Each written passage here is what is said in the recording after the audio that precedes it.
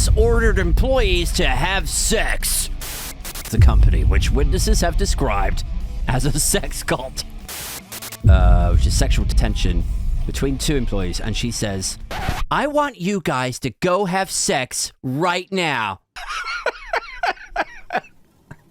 Do you hear the words that are coming out of your mouth, you horny old bitch? What are you doing? Tonight, my weird news story is this. Courthouse news service. Boss ordered employees to have sex at Bay Area startup. So says witnesses. Yeah! Who says you can't get on with your bosses, right? This guy sounds all right. Boss ordered employees to have sex at Bay Area startup. I mean, this is one way to get the employees back to the office, isn't it? That's all I'm saying. Is these Bay Area startups, they're smart guys. They're innovative visionaries, is what they are. And clearly this guy, this boss, saw a problem, keeping staff at the office, and thought, what can we do about that? And he came up with an idea, and he thought, yeah, this is probably something that people would be interested in. People like to fuck, don't they? So maybe we look into that as some sort of corporate benefit. It says the head of sales at a sex-focused Bay Area startup. Oh, okay, so it's not,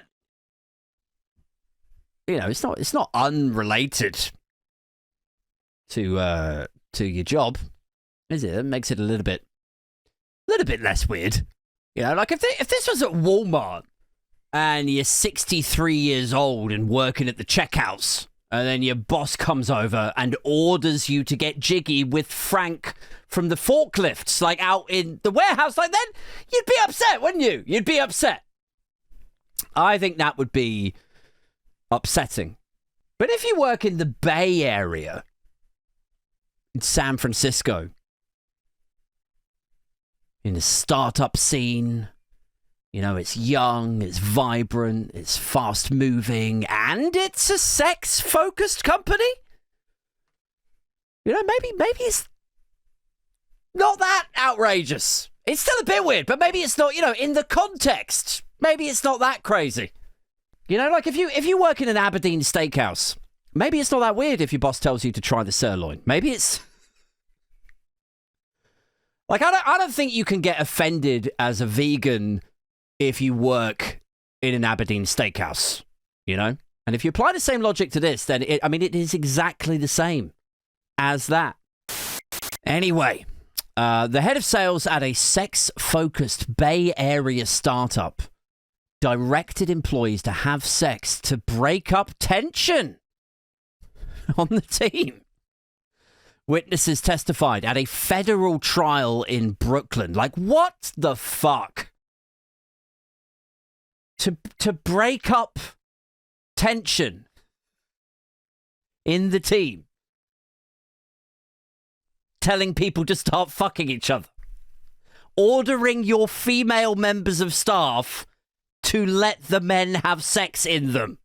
It's supposed to decrease the tension.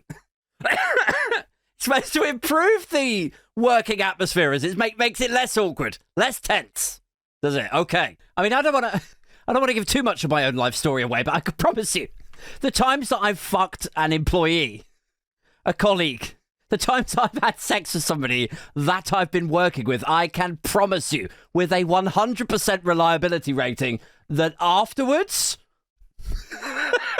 it did absolutely fuck nothing to make things less awkward. It was way more awkward.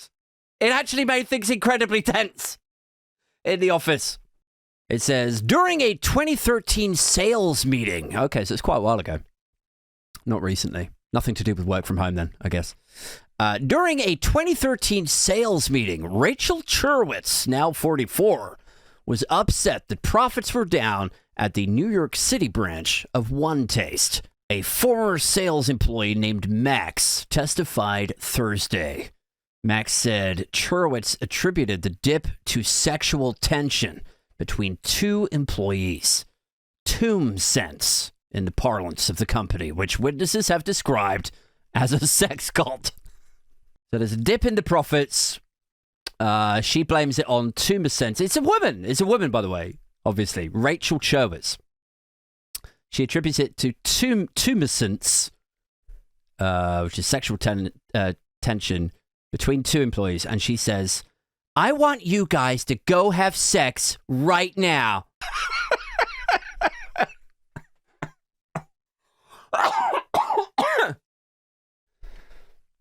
Oh, man. I don't even know what... Like, I've just got out of a board meeting, and the profits are down, and I've been thinking, me and the board of the directors, we've been thinking about it, and, you know, we could cost cut, and we could up the promo game and try to get more clients in, but we've all unanimously agreed in a board vote that actually, commercially, you two kids just gotta fuck each other. Like, isn't it like, it's like a scene out of a fucking porn or something. The only thing that's going to save this company is if you two fuck each other. Like, what? Do you hear the words that are coming out of your mouth, you horny old bitch? What are you doing? Probably the most tragic thing about this story is that, like, when she said that, the guy was probably like, I mean, yeah, the girl was probably like, what the fuck? No, I'm not. And then the guy's like, I'm offended too. Head of sales is like, do you want to be the next Lehman Brothers? Then get your dick out. Get your magic capitalist cock out. Save everybody's 401k. Do it for the company. Okay. I mean, I remember when me and my missus were trying, for our kids, trying to start a family. And, there's a lot of pressure there for men. You know, you got to get hard, stay hard, see it through, leave her satisfied, conceive. A lot of pressure there. I don't know how anyone would handle fucking in order to save the pension fund for the entire company. That's a lot of pressure. It says, as prosecutors present their forced labor conspiracy case against Cherwitz and OneTaste founder Nicole Dedone, 57, Max's account backed up previous testimony from Becky, the government's first witness and one of the two employees who followed Cherwitz's order before returning to the sales meeting. They went through with it. They actually did it. They were like, I mean, she's the boss. Like, what are we gonna do? They're like, well, I'm not losing my fucking job over this. I cannot move back to Illinois. And then they go and do it. In a disabled bog, in an accessible toilet or something. Just do the deed. I mean, here's the wild thing. Like, how fucking weird would it be if you did go and do it? And then miraculously, magically, profits did go up. If the company did just have an incredibly successful quarter then. What do you mean, like, I mean, to beginning, I was skeptical. Like, when she said, you two have got to fuck, like, that's why profits are down. At the beginning, I was skeptical. I was cynical, I will admit. But then, you know what? Like, we did do it. We did it, and then profits just came climbing and soaring. Clients came through the door. I've got some kind, like, imagine the God complex that man would develop off the back of that fuck. His dick. Like, the confidence he would have. Like, any ladies, the very few women who listen to this. Yes, I know from the analytics on YouTube, the very few females who bother with this content. Let me know in the comments how insufferable it is when a man does actually sexually satisfy you. The God complex that he develops. The over-the-top confidence that he exhibits after having done something actually quite natural. Just take that hit, right? Park that here. And just imagine for a second, if on top of that, he also saved the fucking company. It says, while Becky couldn't remember the specifics of the sexual encounter, that's not a good sign. She said it was awkward because the man with whom she was told to go have a makeout, which is a OneTaste term for sexual activity, he was in a relationship with her friend. Wow. Okay. Who was also in the sales meeting. Christ. God, this gets worse and worse, doesn't it? While the rest of the group waited for the pair to return, that friend, also a friend of Max's, broke down. Max too hit a breaking point, they said. I felt so sick inside. I think that was the moment when I just woke up, Max testified. They left the group a few months later, which is, by the way that's written, it's weird. That does sound a bit culty, doesn't it? They left the group a few months later. Like, it's a company, right? They left their job a few months later. I mean, I would be out the door. I think I'd be out the door right then. That's weird behavior. That's weird conduct for your sales manager, isn't it? I mean, I know there's a few mavericks out there. I know there's a few people who are like, some people find my methods unconventional. I know there's a few of them, especially in the sales world where everyone's an extrovert. But even you know, that notwithstanding, it's slightly weird conduct, isn't it? Having your manager tell you to go and fuck somebody while at work. It says Max's testimony mirrored Becky's in other ways. Both said they were required to be on call 24 hours a day. They had to respond immediately to text messages during their waking hours and weren't allowed to take sick or vacation days. They lived together in a communal apartment in Harlem. Okay, so all of this is in New York, even though it's a Bay Area startup, is what I'm getting.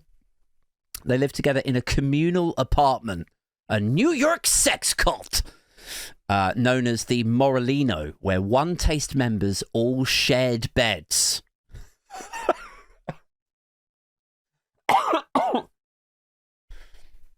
Including Cherwitz, albeit in a penthouse upstairs. And they were instructed to report on each other to Cherwitz, including whether any residents seemed distant from the group. Like, how does Max seem to you? Does he seem, you know, kind of distracted, kind of something's on his mind, bit distant? Does he seem weird since I pulled him out of his own sales presentation and told him to fuck Bill? Does he seem troubled? But I'm just checking it. I'm a good boss. Just another